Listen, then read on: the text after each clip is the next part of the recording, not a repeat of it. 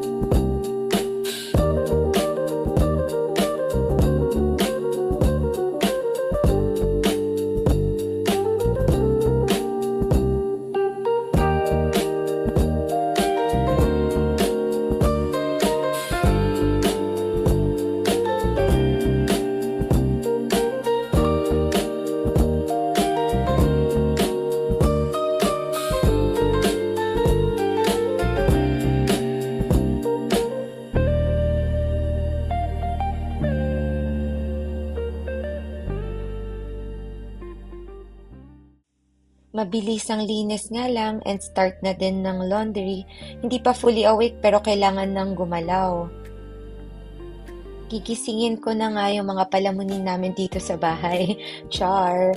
Unahin ko sanang gisingin si Junie pero ang tagal niyang magising. Sobrang hilig niyang matulog. Madali pa ngang gisingin si Sho. Kaya unahin ko na si Banji. Fun fact, sabi nila lucky raw mag-alaga ng rabbit. Lalo na ngayong Year of the Fire Horse. So feeling ko good vibes lang today. Now, I finally have a little time for myself.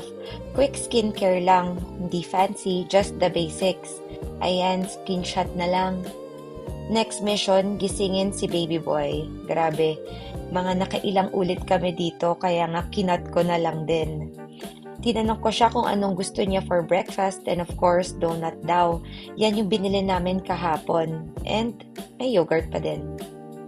Habang kumakain nga si Sho, nilabas ko na si Junie para makaihi na din. At syempre, konting walis dahil may video.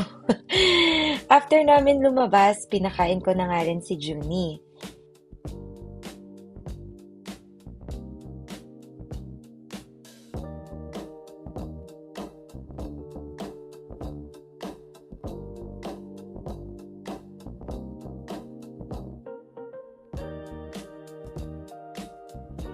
Bago nga kami umalis, ay sinasabit ko na or sinasampay ko na yung mga labahin ko.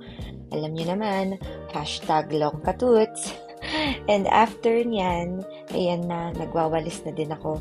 Para pag uwi later, okay na. Kayo din ba, ganitong oras, gusto niyo tapos na kayo? At sa wakas, natapos na nga din siyang kumain. Kaya ngayon, tinutoothbrushan ko na siya. Kayo pa rin bang nagtutoothbrush sa mga baby nyo? Kasi ako, oo, para siguradong malinis. Tawang-tawa nga ako sa itsura niya habang ine-edit ko tong video. Pero ang pogi-pogi talaga ng anak ko. And ngayon nga, mamimili na siya ng pabango. Yung blue nga yung pinili niya, pero usually yung pink yung favorite niya. Ayan nga, so getting ready na for school.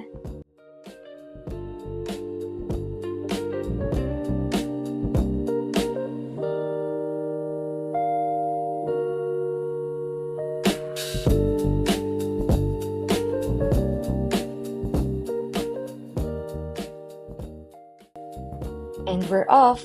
School drop-off time na. Sa Yochi yan nga siya pumapasok. So, usually 2 p.m. tapos na siya. After that, I finally have time for the gym. My quiet time, my reset.